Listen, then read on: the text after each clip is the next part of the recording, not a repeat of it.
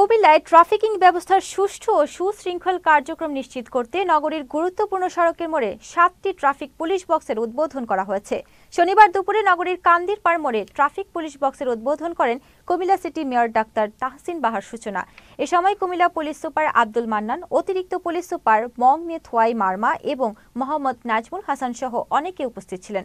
Police super Abdul মান্নানের পরিকল্পনা ও বাস্তবায়নে নগরীর আলোখারচর, শাসনগাছা, কান্দিরপাড়, ঈদগাহ মোড়, চকবাজার, টমসম ব্রিজ, পদুয়ার বাজার এলাকায় ৭টি ট্রাফিক পুলিশ বক্স স্থাপন করা হয়। যে কাজটা আমরা শুরু করতে যাচ্ছি সেটার প্রথম ধাপটা আজকে আমাদের এসপি সাহেব শুরু করে দিয়ে গেছেন।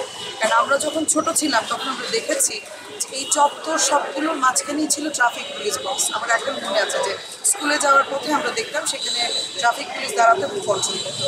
অথচ আমরা এখন দেখছি যে এই অপরিকল্পিত নগরীটার মধ্যে একদম মিনিংলেস কিছু স্ট্রাকচার প্রত্যেকটা চত্বরে আছে।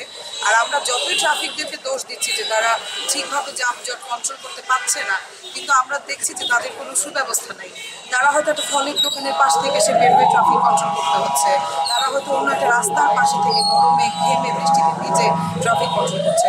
আমি অসংখ্য ধন্যবাদ দিব যে আপনি আপনার কমিউনিটির একজন অভিভাবক হিসেবে আপনি সেটা ফিল করেছেন, এবং আমার মনে হয় যে এটাই হচ্ছে আমাদের কুমিল্লার যানজট নিরসনের অধ্যায়ের প্রথম পদক্ষেপ।